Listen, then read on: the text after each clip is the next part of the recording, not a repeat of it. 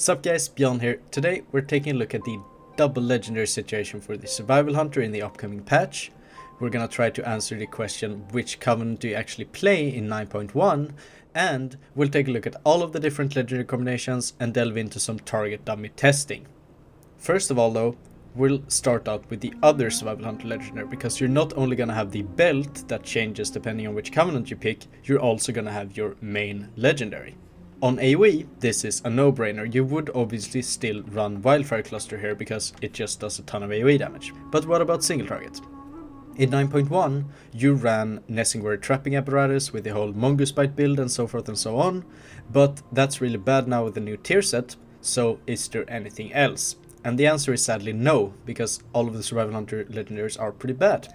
And because the tier set actually gives you extra bombs, Wildfire Cluster gains a ton of value in single target too suddenly.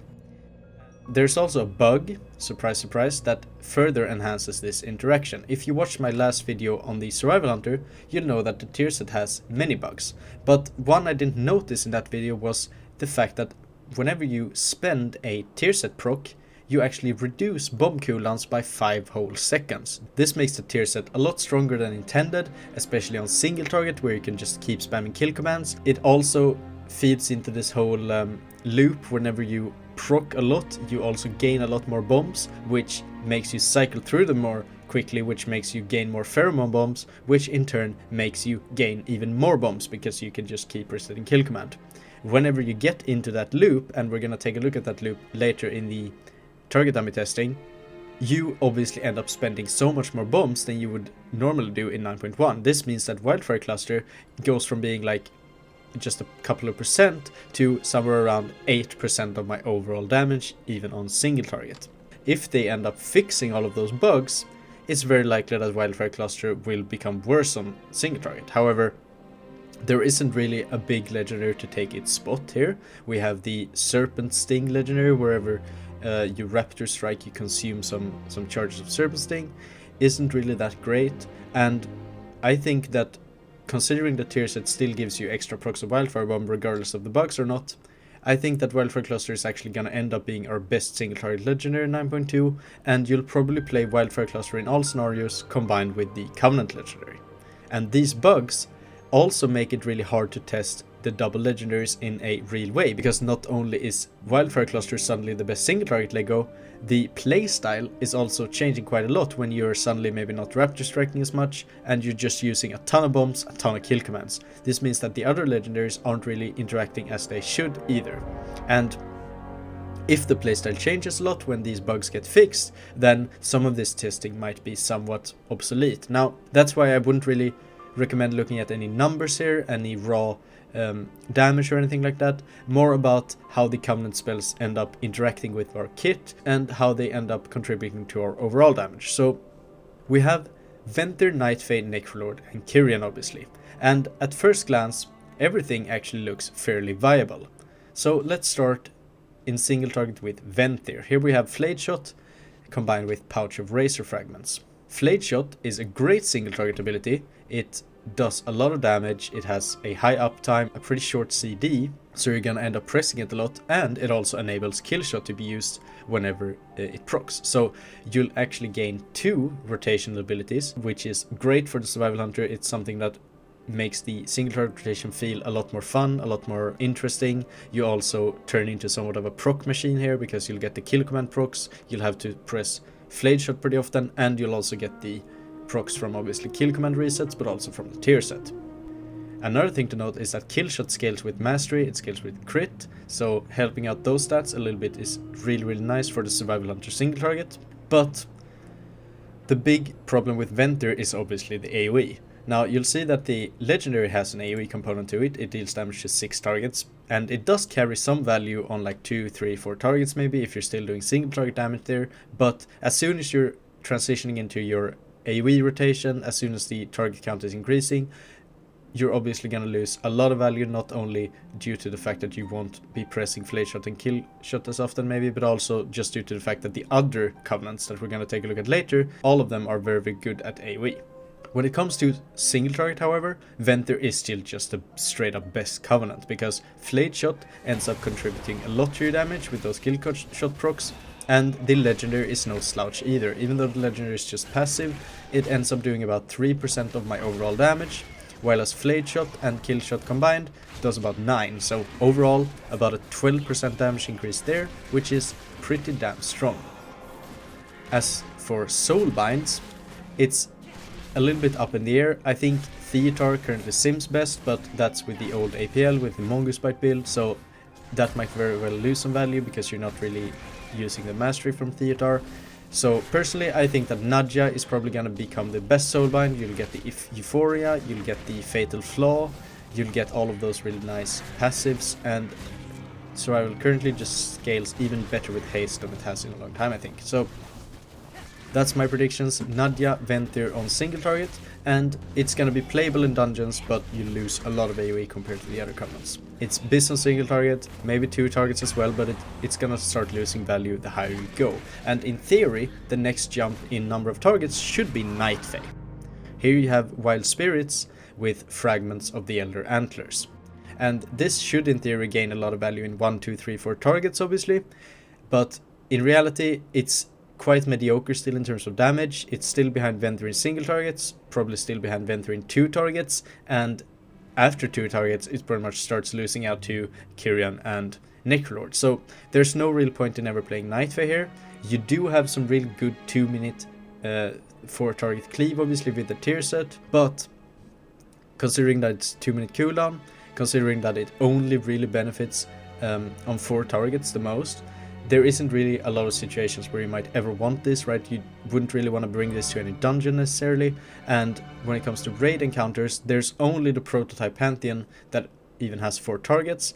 So on the Prototype Pantheon, maybe it's going to be some weird situation where Night Fae is actually biz for that boss alone, but even so, I think that Necrolord is actually going to end up being better on 4 targets. Maybe Kyrian is even going to end up being better on 4 targets, depending on how the tiers would play out. So in that scenario, I don't think you're going to play it, and when it comes to raid, usually single target damage is quite important anyway, so maybe you'll just end up playing Venthyr, and you'll end up cleaving some more with the Legendary there, instead of playing Night Fae. This means that altogether, I think that you'll pretty much never ever pick Night Fae in 9.2, and it's the one covenant I would just completely ignore. Don't farm renown with it, don't swap to it, don't unlock anything, don't try to upgrade it, just leave it as it is right now, and you'll pretty much never lose any value in 9.2.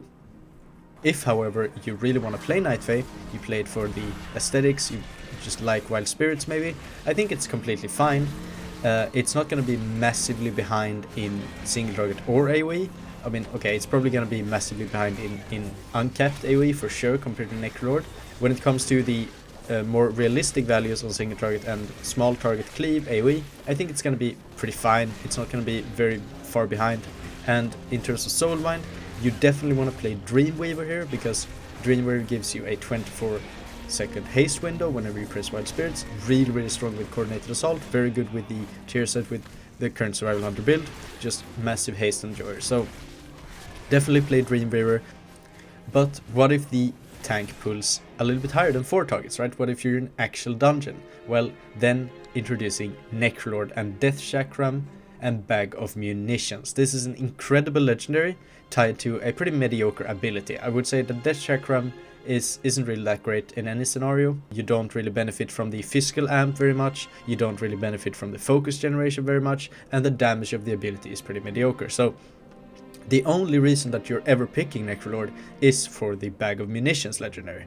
So what does that do? Well, it fires explosive shots, and those are uncapped, reduce damage beyond 5 targets, but uncapped still, and there's 2 of them. So this means that it starts gaining value at 2 targets, and it just never stops gaining value, right? You could pull as big as you like with this, and it will still be amazing. It will just keep skyrocketing.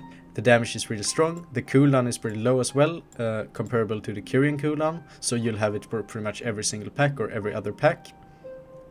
The only downside with the Necrolord Covenant overall in 9.2 is that it's pretty mediocre on single target, and I still think it's going to be maybe slightly better than Night Fae possibly, but it's down there with Night Fae in the 6% range of your single target damage, which means that on tyrannical weeks, in raids specifically, and even in some of the more single target focused dungeons maybe, it will lose quite a lot of value, because remember, it doesn't really matter if you blow up a pack in like 5 seconds or 7 seconds. If you do it 2 seconds faster with the Necrolord ability, so what? If you end up losing 30 seconds because you can't kill the boss in time, you're obviously gonna end up completing the dungeon a lot slower. So there's a very possible scenario here where Necrolord might be a bit overkill in dungeons, right? You already have the tier set, you already have massive uncapped AoE, you already have 2 other great dungeon classes by your side to kill the packs. Maybe you don't really need Necrolord necessarily. When we look at the actual single target breakdown, you can see that Chakram does about 3%, Explosive Shot about 2%. Then we can have a very, very generous 1-ish% from the physical lamp and the focus regeneration maybe, to bring it up to maybe a 6-7% total, which is around the Night Fate mark, and it's also about half of what Venthyr does. Now, you've got to remember again that Venthyr spends a lot of globals on its abilities, right? You're not only pressing Flayed Shot, but you're also pressing Kill Shot a lot, which means that even though it's a higher percentage of your damage, you're also losing a lot of damage by not pressing other spells in those globals, which means that it's not actually 6% behind Venthyr necessarily, but it is definitely behind Venthyr. So what about Kyrian then? If Venthyr is the best for single target and Necro is the best for AoE, will we just never play Kyrian in 9.2? Well, Kyrian has Resonating Arrow obviously combined with Pact of the Soul Stalkers. And not only is Resonating Arrow a very familiar ability here, where we know how to use it well in both Mythic Plus and Raid, but it also retains a lot of its value in almost all content, right? A 30% crit amp, or rather a 40% crit amp as it's gonna be with this legendary, is very strong in both single target and AoE scenarios, which makes it very, very versatile. So all of the upsides that the Kyrian ability has in 9.1, it's gonna retain going into 9.2 as well, which means that it's actually not a bad choice at all. But the one thing to look at here is that the legendary is a group focus effect, right? You'll give 10% crit to your entire group, and this means that it obviously loses a bit of theoretical value in pug environments, but still, usually whenever you're going into a dungeon, if you pop your cooldowns, someone else is probably also gonna pop them. For example, when you're entering a boss fight or when you're pulling a very, very big pack, most likely multiple people are going to pop cooldowns at the same time, which means that at least some of the time this 10% crit is going to come in a very, very effective manner to the other members of the group whenever they're in their cooldowns. So even in pug environments, I think this legendary is still going to be strong. The main thing to take away here is that some players might be less inclined to pick Kyrian in the first place, because when you're looking at your own damage meter, you won't see this legendary reflected very well, right? The damage when it comes to you is very, very close to the 9.1 damage here, right? You're not really gaining anything by equipping Pact of the Soul Stalkers, so whenever you're running into that dungeon, your damage, except from the tier set obviously, is gonna feel very, very similar to your 9.1 damage compared to if you're Necrolord. You're gonna run into a pack, you're gonna do all the things you're doing in 9.1, plus the tier set, plus you're also just gonna throw one chakram that deals like 300k AoE damage to everything, but still the benefit is there. And I think that when it comes to overall dungeon speed, overall group benefit, the Kyrian ability is definitely gonna be on par with the Necrolord, if not even better. So how does the Kyrian damage look then currently? Well, on single target and on AoE, it's obviously very, very difficult to assess exactly how much damage the Kyrian ability is doing, because it's only amping the crit chance by 30%. It's not doing a flat amount of damage. And added to that, the tier set bugs make this even more convoluted. You have also the fact that it depends a lot on the RNG of the tier set procs, right? If I get a pull where I get 3 tier set procs in my Kyrian ability, then suddenly both the Kyrian ability and that pull are gonna look really, really good in comparison, whereas if I don't get any procs in my Kyrian ability, then the value of that ability is obviously gonna lose or be diminished quite a lot, which means that if Blizzard ends up nerfing the tier set, or fixing it rather, then Kyrian is also gonna lose quite a lot of value compared to what it looks like right now on PTR. With all that in mind, however, I would still say that Kyrian is the second best on single target when it comes to DPS, because if you think about it, Venthyr is the best, that's pretty straightforward, right? And then we have Night Fae and Necrolord both being very mediocre, so it's not very hard to see that Kyrian would fit in below Venthyr there. However, you're also forgetting about the 10% extra crit that you're giving to your party in a single target setting, right? Which means that even though Venthyr is on the meters a little bit better in single target, it's very likely that Kyrian ends up being better overall for the damage of the raid, very similar to how it works in the dungeons. This means that there is a very, very real scenario where Kyrian might end up being Biz in dungeons, Biz in raid as well, and we just ignore Necrolord and Venthyr altogether. However, the reason why I don't think that this is the reality is because players are too selfish, right? If Necrolord and Venthyr end up doing more damage on the meters than Kyrian, there's going to be a ton of Survival Hunter players that rather would want to play Necrolord and Venthyr. Added to that, Necrolord and Venthyr are also just way more fun than Kyrian, so, or I shouldn't say that they're way more fun than Kyrian. I think that Venthyr is a bit more fun than Kyrian, especially on single target, and Necrolord is probably a little bit less fun than Kyrian on single target, but a lot more fun on AoE. So, what do we actually play in 9.2 then? I haven't really answered anything here, right?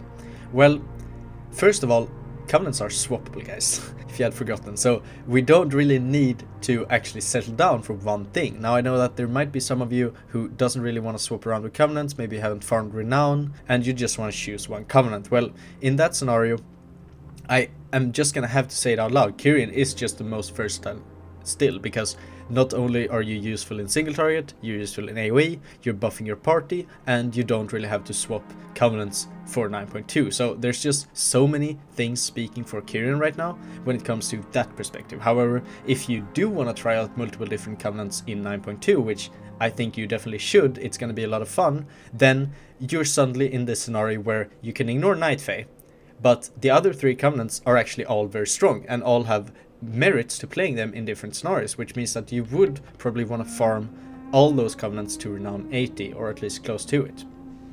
So out of those three, which one will we actually end up playing? Well, let's start with Mythic Plus here.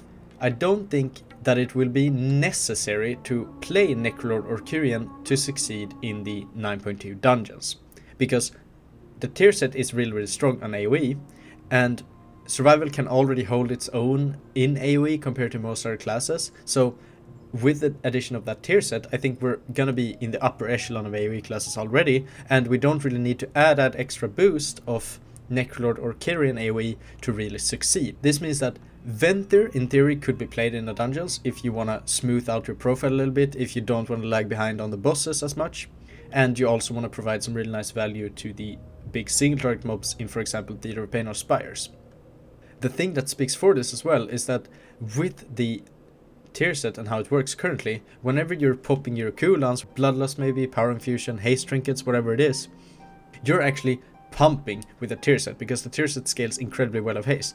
That means that with a good tier set proc chain, you can end up doing a ton of single target damage in 9.2 if you're lucky, which means that with Venthyr, Survival might suddenly become really, really strong at single target, at least on some pulls where you get the right procs, which means that Venthyr might be a real contender in dungeons because of how just overall good the Survival Hunter profile will be because of that. Now, the one argument I have against this Venthyr tech is Pact of the Soul Stalkers again with Kyrian. You have this every single minute on single target. You can just amp your good single target team. Maybe you're bringing a rogue or a shadow priest or whatever it is that's gonna pump that boss down. It's very likely that the damage you end up amping them with is bigger than the damage that you would have brought yourself with Venthyr, especially considering that Kyrian is then gonna bring all of that other value throughout the entire dungeon. So this means that even in that scenario where you would really want to bring that extra single target damage just to clear the dungeon quicker, I personally think that Pact of the Soul Stalkers is probably going to be a little bit better for that even than the Venthyr Hunter possibly. But I might be wrong on that. Then we have the issue of Kyrian versus Necrolord, right? Because all in all, Kyrian and Necrolord are actually quite close on AoE still. Even though the Necrolord does that initial really, really large burst of damage with the explosive shots, you've also got to remember that the tier set is a really huge amount of our damage in 9.2, and amping that by 30% crit, 40% crit is really, really strong. I think that Necrolord might only be about like 10% ahead on AoE compared to Kyrian, which is a lot. Still, like 10% ahead is by no means a small number. It is a lot of damage, but compared to the extra crit you're giving to all of your group, that might already make up 10% damage right there. And then you also have that extra value on single target, as I said before, with the Kyrian ability. That said, Necrolord also helps with survivability, which is actually a really weak point of the Survival Hunter right now, and that alone might help push it over Kyrian in terms of dungeon viability. And then you also have that issue of players seeing that Necrolord does more damage on the meters. They want to play the fun stuff that does a ton of damage and explodes everything in front of them. So taking that into account, it might very well be that most players are going to be playing Necrolord. The argument continues in single targets, because here we have Kyrian versus Venthyr instead. Venthyr is slightly better in terms of overall damage on single target, but Kyrian is buffing those party members. And maybe Kyrian will be better than Venthyr on single target, and if it is, how many raid nights will exactly be ruined fighting over who should be in the hunter group? Because I sure want to be in the hunter group every single time, let me tell you that. And as a hunter myself, I would just say that we should make a large hunter group where all the hunters can just buff each other instead. That sounds fun to me. Anyway, it is something to keep an eye on, and the main takeaway that I can see from all of this is that Kyrian will probably be really strong no matter your situation. It works on single target, it works on cleave, works on AoE, works on uncapped, it buffs you, it buffs your group. It's basically the jack of all trades, right? But it is also the master of none.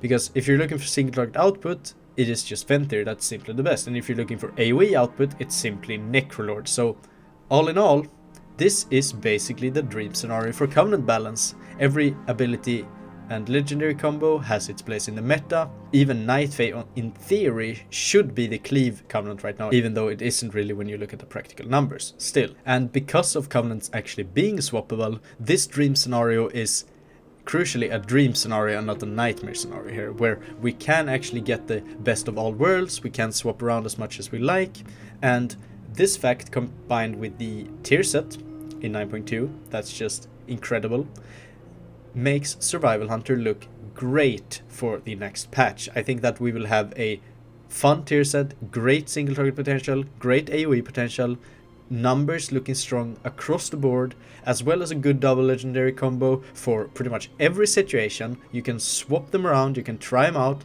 all of them are fun to play, and on top of that we have potentially some of the best uncapped AoE in the game with Necrolord.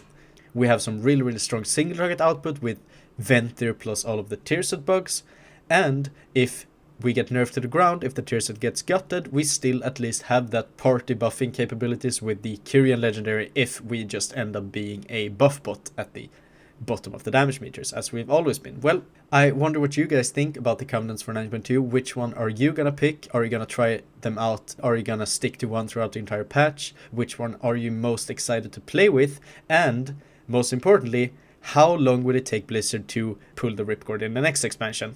Let me know in the comments down below, guys. And if you're enjoying the video currently, you should definitely subscribe, because not many of you guys are subscribed. I would really recommend that, and I would highly appreciate it. Thank you, guys. I'll see you in the next video. Bye bye. Huh? Oh, you're still here. Well, I'm sorry. I think you should probably go and check out a video maybe over here or somewhere here. You can even subscribe down here. That would be really nice. I would highly appreciate that. I'm gonna go snort some more lines. See ya.